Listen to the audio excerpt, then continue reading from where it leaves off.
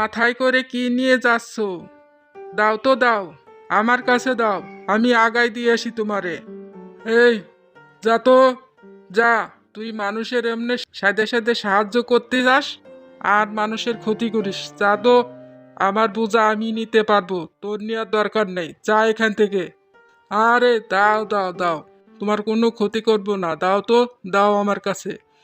এইভাবে তুমি আমার সামনে দিয়ে বোঝা মাথায় করে নিয়ে যাবে, এটা আমার ভালো লাগবে না। দাও তো দাও, কিচ্ছু হবে না, দাও আমার কাছে দাও। আচ্ছা, নে ধর, দেখিস পরে না যেন।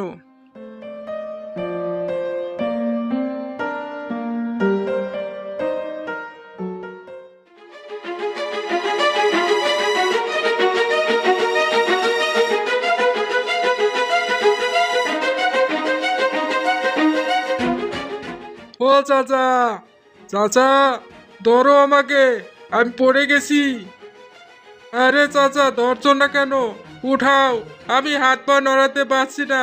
ধরো আমারে, ধরো, আমি পড়ে গেছি। হারামজাদা, তুই আমার তরকারি নষ্ট করে দিয়েছিস। তোকে আমি বারবার বলেছিলাম তোর নেওয়ার দরকার নাই, তুই এখন নিলি। তোকে তো আমি খাইছি, খারা শয়তান।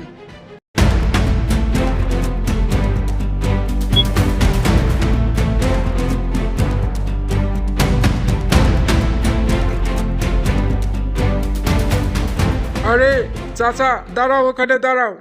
তুমি আমাকে দাবড়ায় ধরতে পারবে না, অথচ দাঁড়াও ওখানে। একটু কথা বলবো তোমার সাথে, দাঁড়াও, একটু দাঁড়াও। হ্যাঁ বল, কি বলতে চাস তুই, বল শুনি। আরে শোনো, আমি তোমাকে সাহায্য করতে চাই আর তুমি আমাকে মারতে চাও। এটা কি একটা কাজ করতেছো তুমি? এটা কি একটা ভালো কাজ? আরে ভালো কাজ? তুই ভালো কাজ করতে যাইয়া তুই আমার তরকারি নষ্ট করে দিছিস, আবার তুই করছিস এটা ভালো কাজ? দাঁড়া তুই ওখানে। এজন্যই তো মানুষ বলে মানুষের সাহায্য করতে নাই। তোমাকে আমি সাহায্য করতে গেছিলাম আর তুমি উল্টা আমাকে লাঠি নিয়ে ধাওয়া করতেছো। তুই সাহায্য করিস না তুই মানুষের ক্ষতি করিস? হ্যাঁ বল, তুই এটাকে কি সাহায্য করা বলে? তুই মানুষের সাহায্য করতে যেয়ে মানুষের কত ক্ষতি করিস।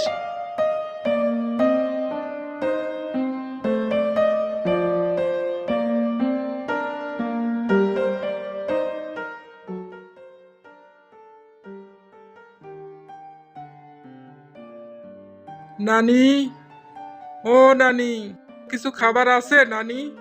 কিছু খেতে দাও তো নানি, খুব ক্ষুধা লেগেছে আমার। ওই যে কিছু ভাত রেখে গেছে তোর মামি, ওই একটা কাঁচা মরিচ আর অল্প কিছু ভাত, ওটাই খেয়ে নে। আচ্ছা নানি, ঠিক আছে। কাঁচামরিচ দিয়ে ভাত আমার খুব ভালো লাগে, ওটাই আমি খেয়ে নিচ্ছি। খা দাদু ভাই, ওটাই খা। কি করবি বল? তোর মামি তো এই মরিচ আর কিছু ভাতই রেখে যায় তোর জন্য, একটু তরকারিও দিয়ে যায় না।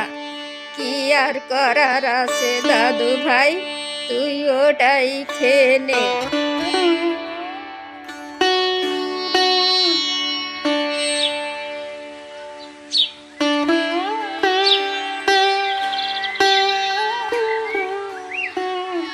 আচ্ছা রতন, তুই তো বড় হয়েছিস, এখন একটা কাজ বাজ করতে পারিস না?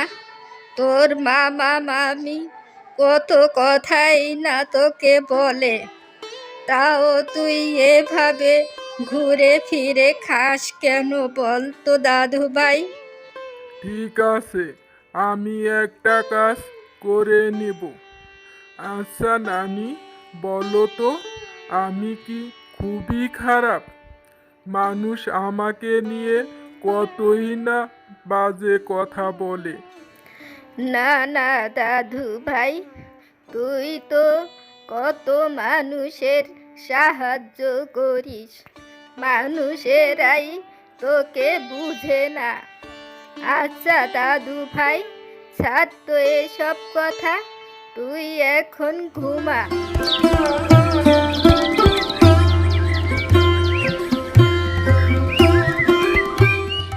গো, শুনেছো? ওই তোমার ভাগ্নে রতন, ও আবারও সে মফিসের তরকারি নষ্ট করে দিয়ে এসেছে। তোমার ভাগ্নে কোনো কাজ কাম করে না, শুধু মানুষের ক্ষতি করে বেড়ায়। তুমি কি কিছু বলবে? তুমি ওকে কিছু বলতে পারো না? নাই দিয়ে দিয়ে তো ভাগ্নেকে একবার মাথায় উঠিয়ে রেখেছো। এবার তো মানুষের ক্ষতি করতেছে, আর মানুষ এসে কত কথাই না বলে। তুমি এটা কিভাবে সহ্য করো? যাও ওকে কিছু বলো। কে এসেছিল? ওই মফিসের তরকারি নষ্ট করে দিয়ে এসেছে। মফিস বারবার বলেছিল মানুষকে সেদে সেদে সাহায্য করতে যায় আর মানুষের ক্ষতি করে।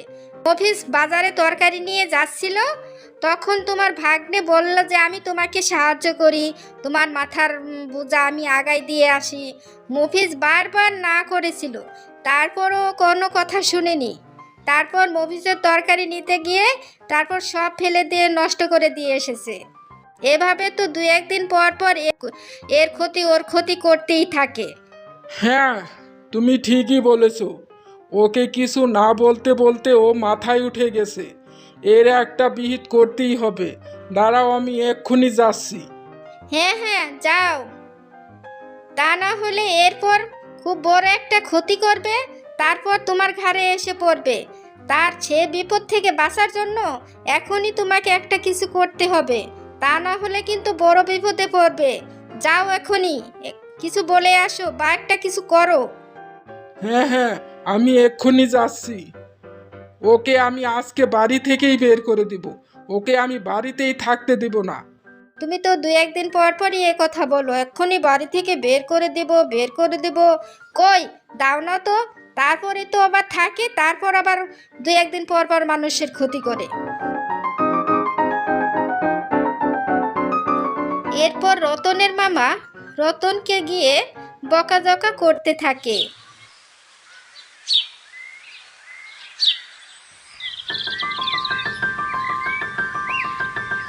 বাহ বাহ বাবা বাবা বাবা, এখানে তো নানির কোলে শুয়ে ভালো আদর খাওয়া হচ্ছে। ওখানে যে মফিস এসে বলে গেছে তুই মফিসের নাকি সব তরকারি নষ্ট করে দিয়ে আসছিস।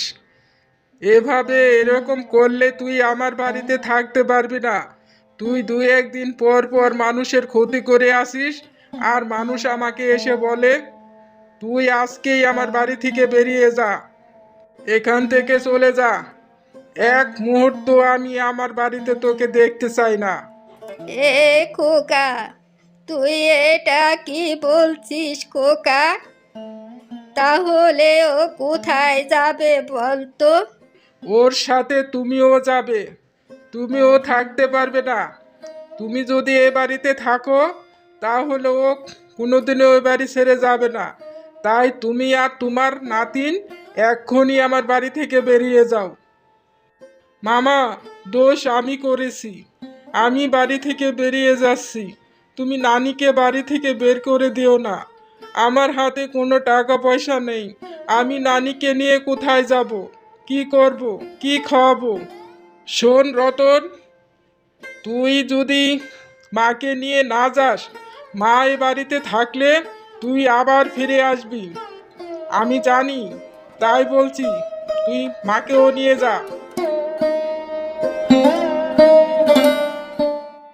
এরপর রতনের মামা রতনকে আর রতনের নানিকে বাড়ি থেকে বের করে দিল।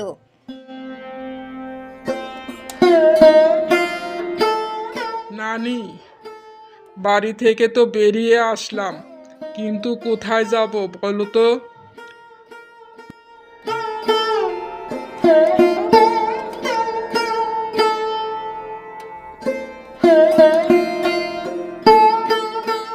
নানি, আমরা তো সেই জঙ্গলের ভিতরে এসে পড়ছি।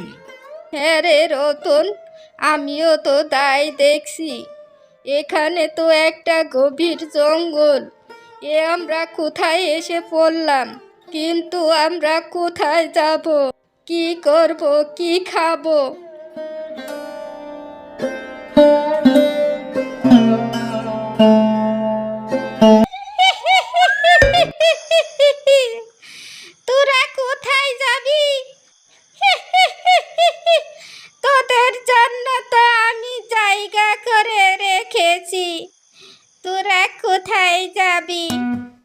এ কি, তুমি একটা পেতনি?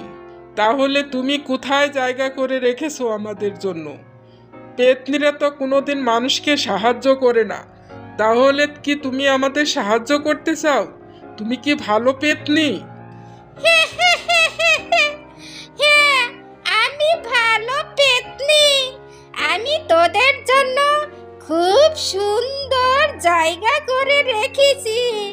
তোরা জানিস সে জায়গাটা কোথায়? কোথায় পেতনি? সেই জায়গাটা আমার পেটের ভিতর। আমি তোদেরকে খাবো, তারপর তোরা আমার পেটের মধ্যে বসে বসে শুয়ে শুয়ে আরাম করবি।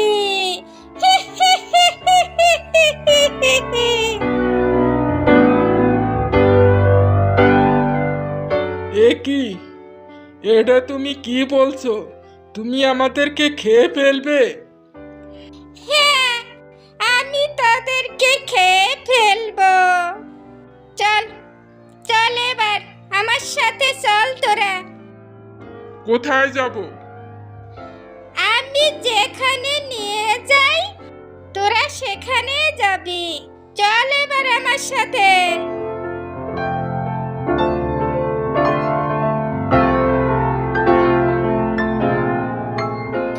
এই মেয়ে, দেখ, আমি আরো দুটো মানুষ পেয়েছি। আমি এ দুটো মানুষকে আগে খাবো, বুঝেছিস? এরপর যখন কোনো মানুষ পাবো না খাওয়ার জন্য, তখন তোকে খাবো, বুঝেছিস? এ কি, তুমি আবার দুটো মানুষ এনেছো? তুমি তো দুনিয়াতে কত খাবার আছে, তুমি এসব খাওয়া রেখে তুমি কেন মানুষ খাও বলো তো? তুমি কি অন্য কোনো খাবার খেতে পারো না? না, আমি অন্য কোনো খাবারে কোনো মজা পাই না। আমি মানুষ খেতে ভালোবাসি, তাই তো আমি মানুষ ধরে ধরে খাই। এই মেয়ে, এত বাক বাক করিস না এখন, চুপ করে থাক। আরে, তুমি এভাবে কেন মানুষকে খাও বলো তো? তুমি অন্য কোনো খাবার খেতে পারো না? ঠিকই তো বলেছে ও। এভাবে ওরা যখন কথা বলছিল, তখনই হঠাৎ একটা ভূমিকম্প এসে, এ কি, এভাবে কাঁপতেছে কেন জায়গাটা? কি হইল? আরে, এ কি হচ্ছে? আমার খুব ভয় লাগতেছে। কি হলো? আরে, কোনো চিন্তা করো না, ভূমিকম্প হচ্ছে। এক পাশে দাঁড়াও, তোমরা এক পাশে থাকো। এরপর ভূমিকম্পের ঝাঁকিতে উপর থেকে একটা পাথরের টুকরা এসে পেতনির মাথার ওপর পড়ে পেতনি মারা যায়। আরে, এই ভূমিকম্প থেমে গেছে, আর এখানে দেখো পেতনিটা মারা গেছে। আরে হ্যাঁ হ্যাঁ, তাই তো দেখছি, পেতনিটা তো মারা গেছে। যাক, ভালোই হয়েছে। আরে দেখো, এখানে কত স্বর্ণ মুদ্রা। জানি, এখান থেকে 1 হাঁড়ি স্বর্ণ মুদ্রা নিয়ে যাই, আমি ব্যবসা করতে পারবো। এরপর রতন 1 হাঁড়ি স্বর্ণ মুদ্রা নিয়ে নেয়।